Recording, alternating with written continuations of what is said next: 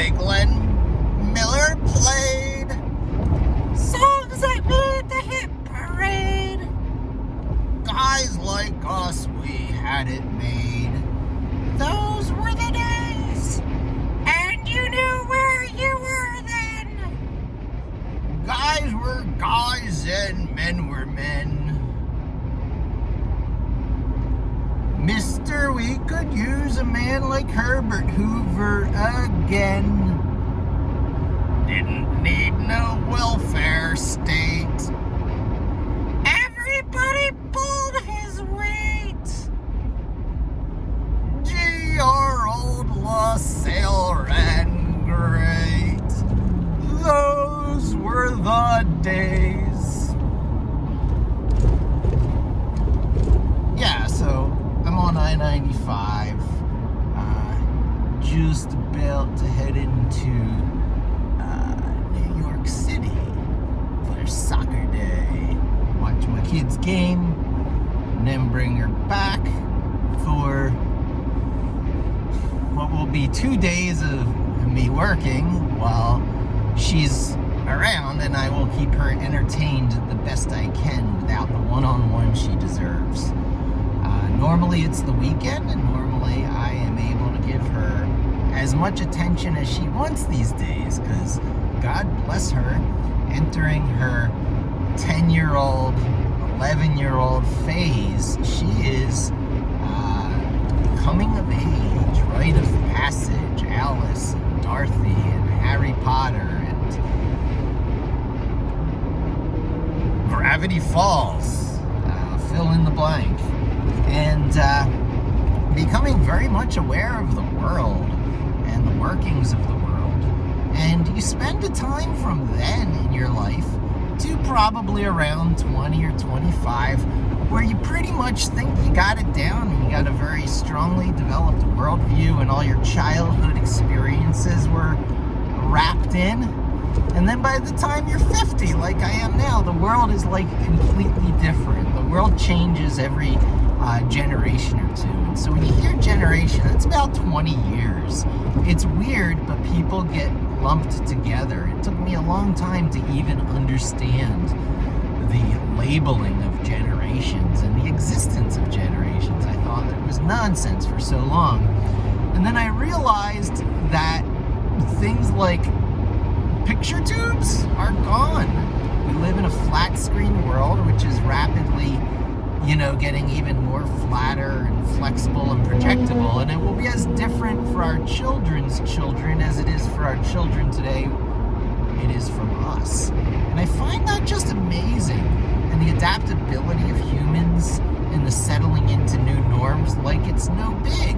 That's a really significant thing, that regardless of the things that look dramatic, world-changing, down on a 5 or 10 year time scale, when you zoom back to like 50 or 100 years, you see that these changes are just constant and relentless. Ever since, the Gutenberg press, there's something about information and the preservation of information, which is why medieval times is referred to as the Dark Ages, and the loss of, things that led to scientific methodology and inquiry. And it's so interesting today. There's almost a religious split between, I would call them physicists, because not all scientists, not all people who are under the label of science are really science in the true spirit of the scientific method, where things move from theories to hypotheses to fact, where a theory might not even be able to be tested. It's turtles all the way down, such as it were. Things that are outside the system. Reality and existence as we know it is some sort of system, whether it's a video game or some core fundamental, deepest root existence or derivative to the nth degree. We just don't know. We're inside the system. We're inside one of those iterations, one of those nesting levels.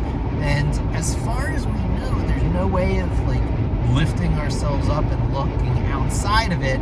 So all these things like the multiverse theories implied by string theory, it's all just theories.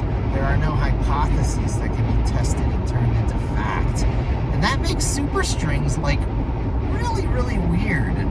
Strings and supersymmetry and all that. It's like mental games, and it's almost as much religion as religion, I gotta say. And the personalities that are drawn to it, you know, the rock star physicists that you see on the YouTubes all the time, their personalities don't align with what I typically imagine to be a scientist. Not that stereotypes have to be, have their basis in reality all the time, but sometimes I do seek a slightly more thoughtful and contemplative and needing evidence before believing kind of personality than the whimsical Michio Kakus and Neil deGrasse Tysons that are all over the internet these days. I think that, wow, where am I going with all this? That there are different worldviews and ways of thinking, just in life, and you select from them in the life you lead.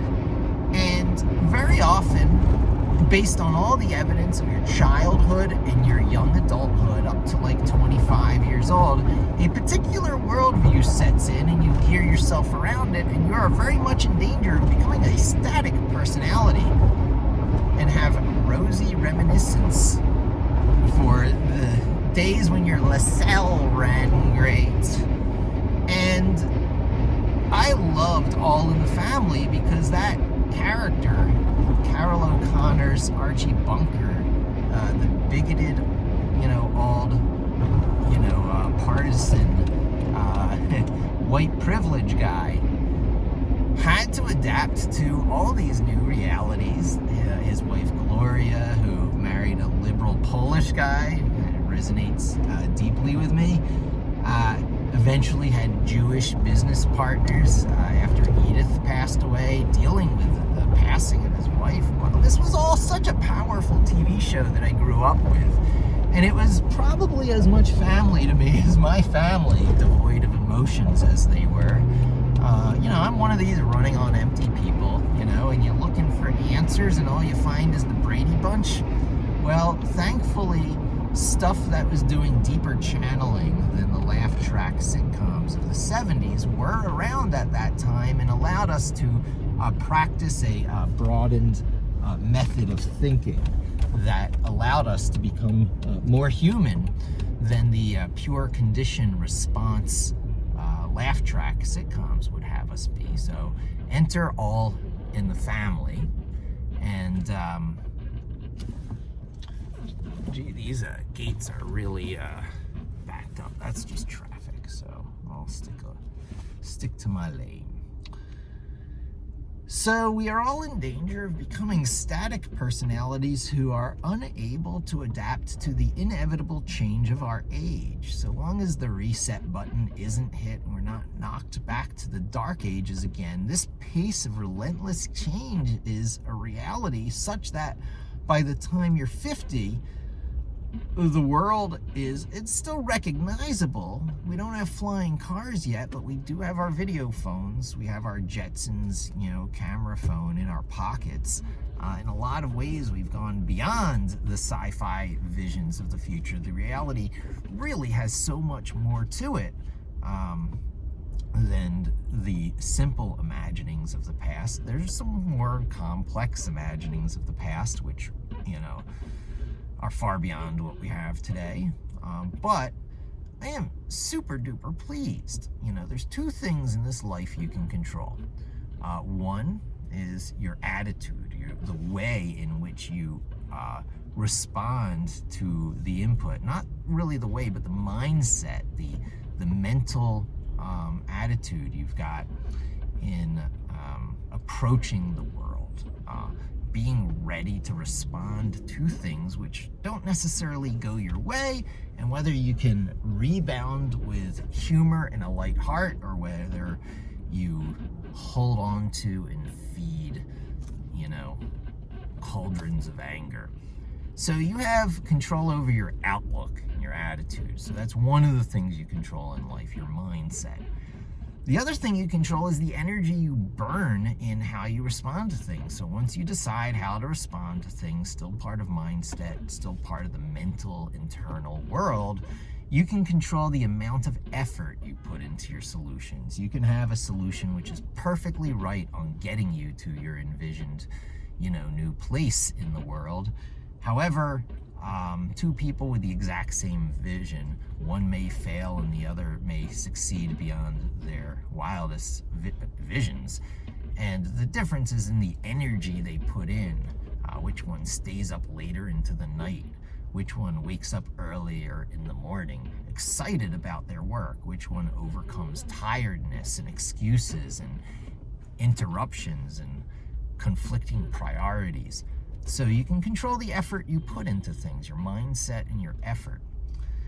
And I realized early on that my dad went obsolete in his field, and then he ended up dying because he finally bought the business after his divorce from my mom that my mom was always pushing him into. So after they'd gone their separate ways, he bought a business, had exactly that ultimate responsibility for things, having to be there, always be on the hook, that he always hated. He didn't like that. He didn't like, having such a powerful boss in your life. You should just have a normal boss and work for someone and draw a paycheck. It was very much that Brady Bunch era. There was much less entrepreneurialism, certainly no web, and the internet was almost unheard of, just being invented at that time. The DARPA net for the military gradually became the internet among universities first, which then became the web for all of us. And that took from really the 60s through the mid-90s.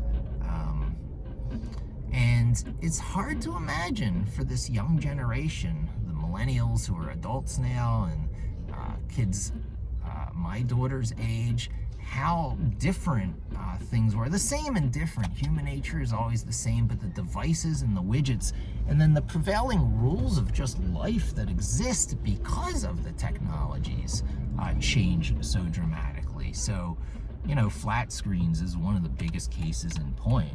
I worked for a digital signage company for 8 years of my life, and that was coming out of college and being in love with the Amiga computer from Commodore, which was in the Atari lineage, which had these incredibly ahead of their time graphics, to the point where I enjoyed augmented reality in the 90s. I had the Mandela board from Very Vivid that plugged into an Amiga 2000 that also had a video toaster. So with the exception of the mobility and having it in your pocket, so many of the things that people are infatuated with today, I experienced years and years ago. And I look at everything that's going on now and I'm like, yeah, you see, but where does that put me? Well, where it puts me is with that obsolescence paranoia that set into me because my dad had to get out of the textile business. He was one of these textile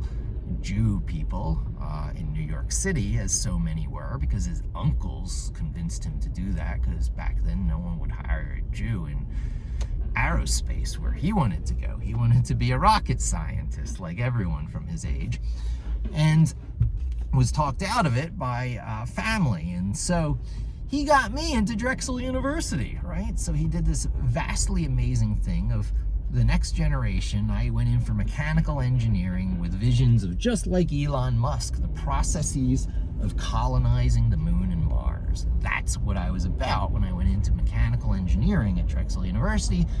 But I washed out, like so many do in the engineering field, because, physics 101 and 102.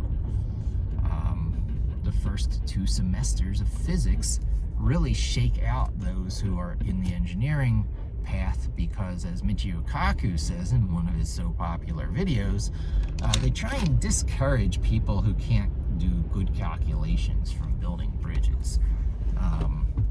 And that's just an institutional thing in engineering, and I suppose in science I might have encountered the same thing, because those courses, differential calculus, which happens to exist because the universe works the way it works. It had to be invented to explain orbital dynamics. So no one put it to me like that these are intuitive things, that infinite limits are in nature, and, all this stuff is a product of how the world works. We invented calculus to describe physics. And physicists have a view of the world which is so founded in the provable, in the observable, that it creates another kind of mind. Certain scientists and almost every engineer, it's more common in engineering than it is in science, as you'll see as you watch both scientists and engineers talk on YouTube, those who are extroverted enough to do that. And if you want to hear one of the greatest scientists I've ever listened to with kind of creativity that I admire, one of the, alternative world versions of me, just Google Michael Levin, the microbiology guy. So there's a Michael Levin out there who got into microbiology and through experimentation is proving that we are mutagenetic. It's hard to describe, but our DNA does not actually provide a blueprint for us.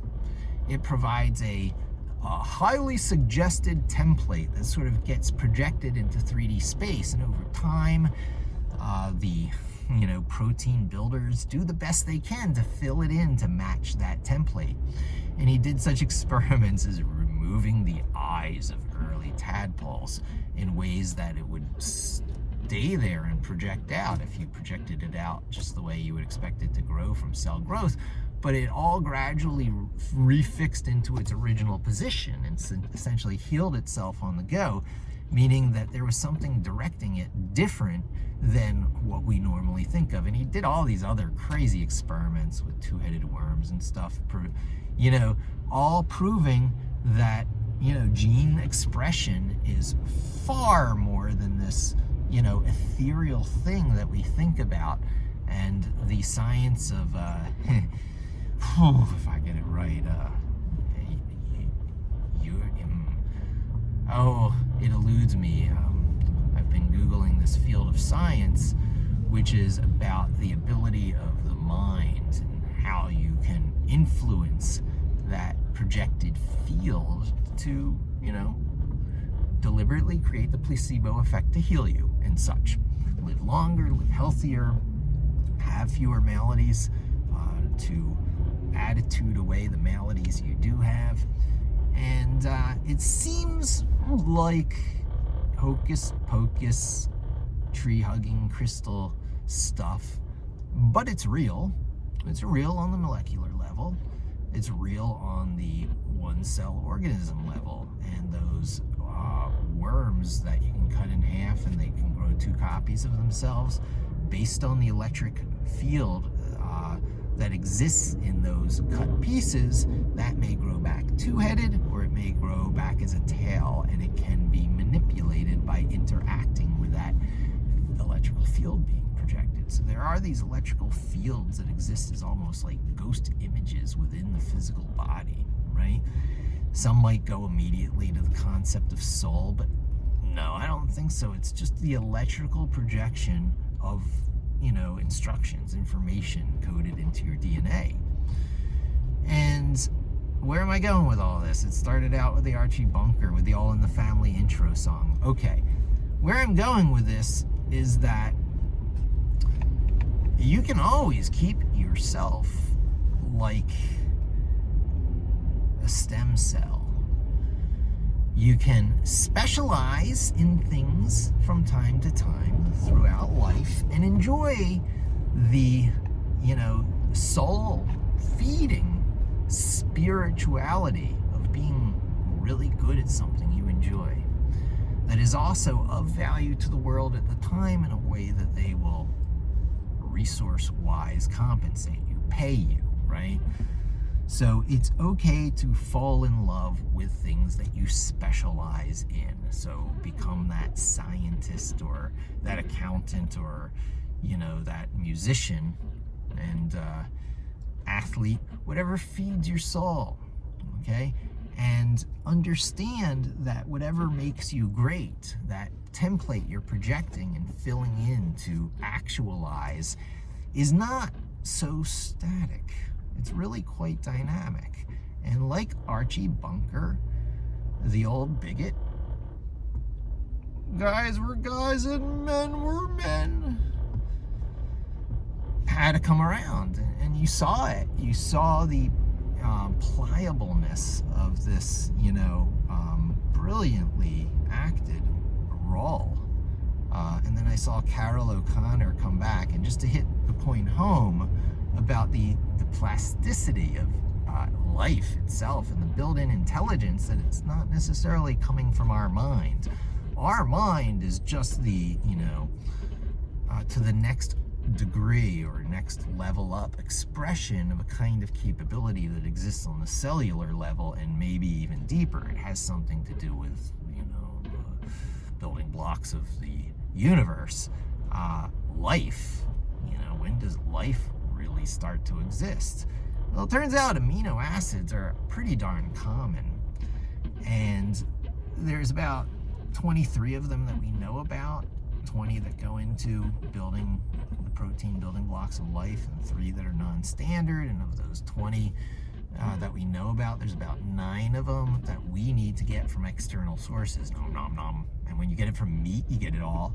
When you get it from vegetable and non-animal sources, you usually get incomplete proteins that you have to use in combination with other things, hence rice and beans, in order to get a complete protein. Every culture has their combination of things that create the 20 complete and at least 9 that your body can't make by itself, amino acids that go into building proteins. So when people say that has plenty of protein, what they're saying is it probably has the 9 amino acids you need to live.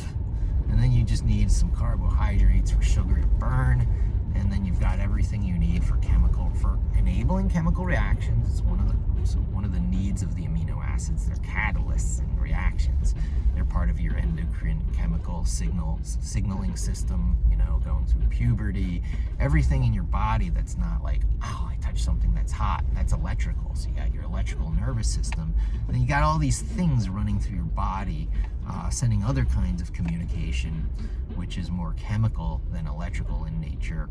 And those signals are built up and made possible by these same amino acids. Those amino acids are also the building blocks of protein.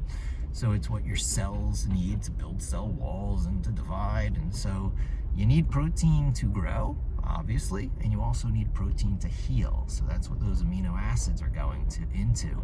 And these are machines that work, and machines need energy and fuel, and that comes in another molecular form, something different than the amino acids or proteins that are over in this category.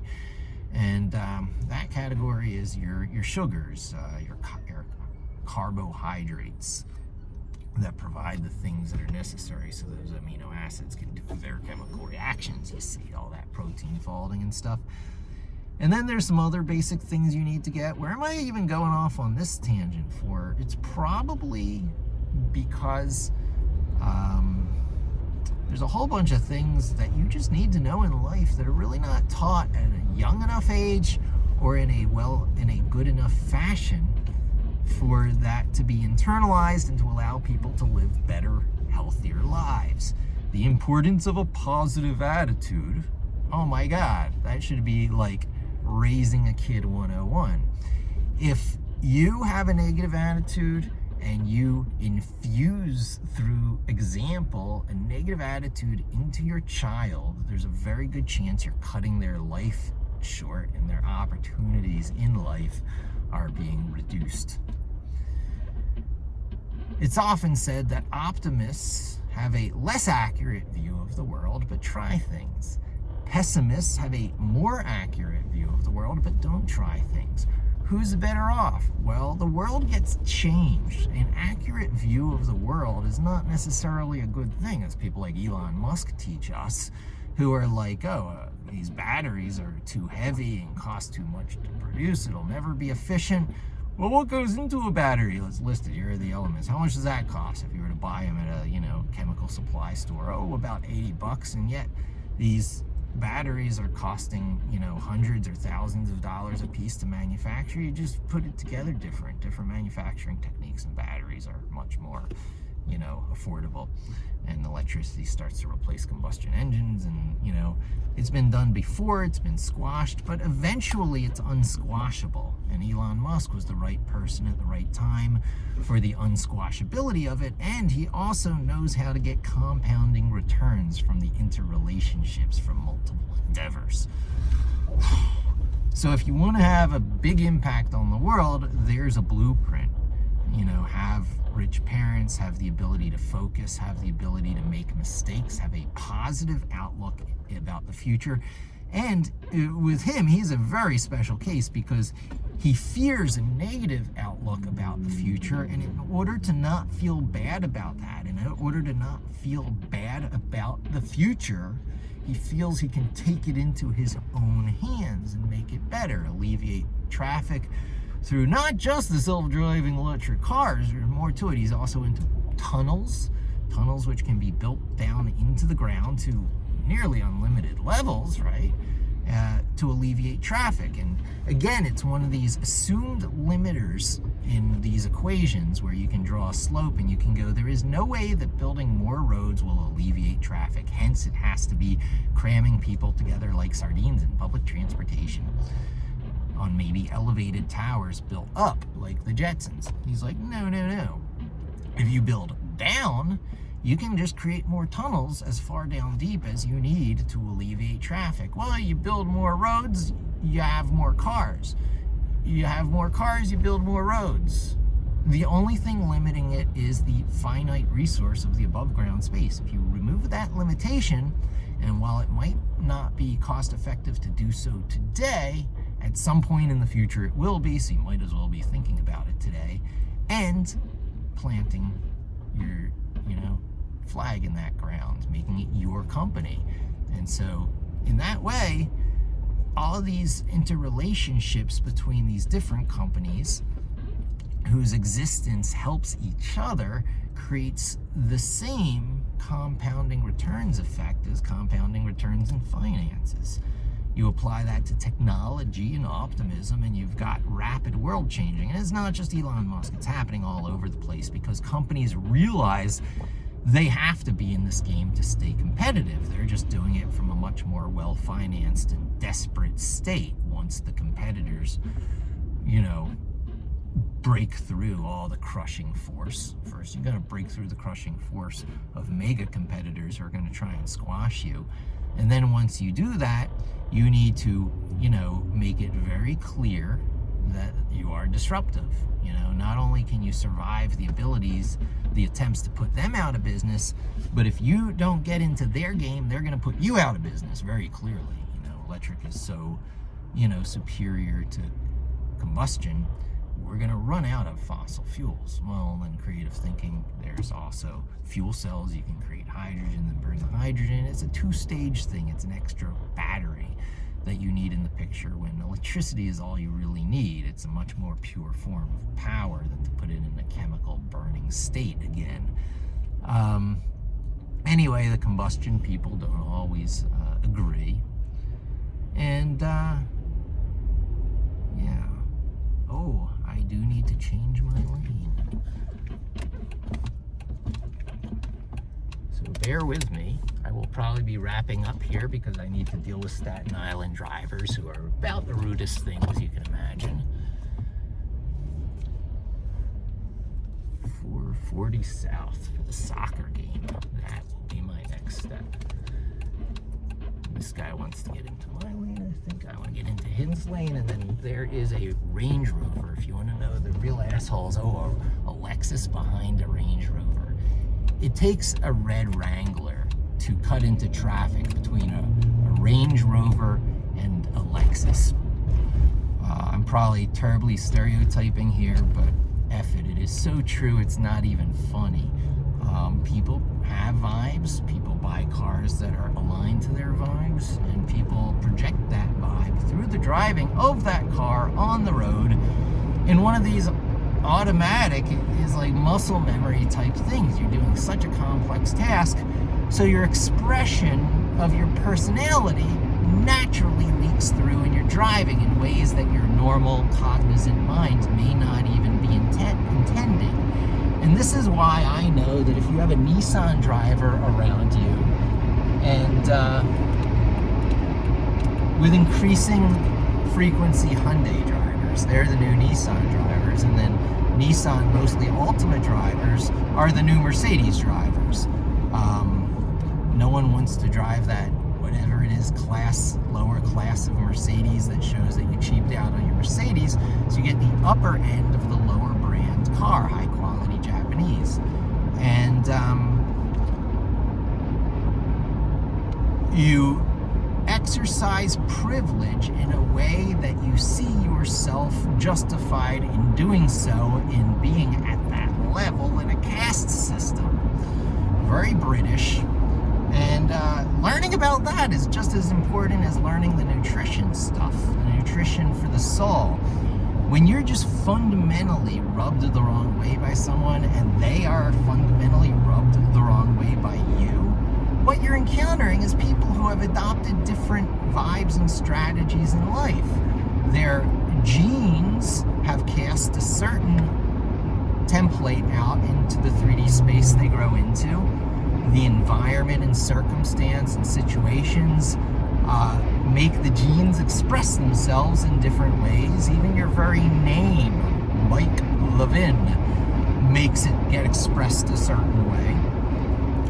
And you fill into that, and if it suits you, you wear it for the rest of your life. If you can make money that way and get along in society, you die content, never having really struggled hard and, found your vibe, your essential being. So that's what I'm into now these days. I've had all these realizations about static states being the natural path, and always not a good idea. And how my love for past technologies like the Amiga, that's nothing new either. The Amiga of yore was like the MIT stuff, the incompatible time-sharing system. ITS was Unix before Unix. That could have been the mainstream operating system of today, could have been Unix/Linux. And that was built on Lisp machines, which could have been today's Intel and ARM. Lisp is so much different. The Lisp language could have been C. The C bias that is there today because of compilers and Unix might not be there. There's so many alternative bizarro histories, and so many people who would be really, really justified in bitterness, and yet they're not. They bounce back, they keep going at it, and if some other form of their vision ends up getting expressed under the new order, all the more power to them. It was such a powerful idea that even a changing of the game could not keep that idea from being expressed, maybe subordinate to some other ideas, but it's nonetheless expressed and available then to the body of humanity that can pick it up and use it. And what we're seeing in, intelligence and data among humanity is a self-similarity expression of what's going on with DNA and genetics and heritage. So we're living in a blessed time, in a blessed state where, the digital nervous system allowed humanity to go into lockdown when a new global threat that accelerated because we could travel more because of airplanes, but we could also go inside and shut the door more and keep in communication with each other, and not one vaccine, but like 4 vaccines pop onto the scene. Wow, are we living in the future? Who needs flying cars when you've got, everything we have today?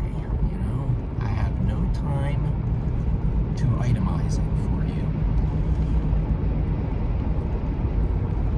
So there you have it. All in the Family, highly recommended. You too can be a new person for a new age.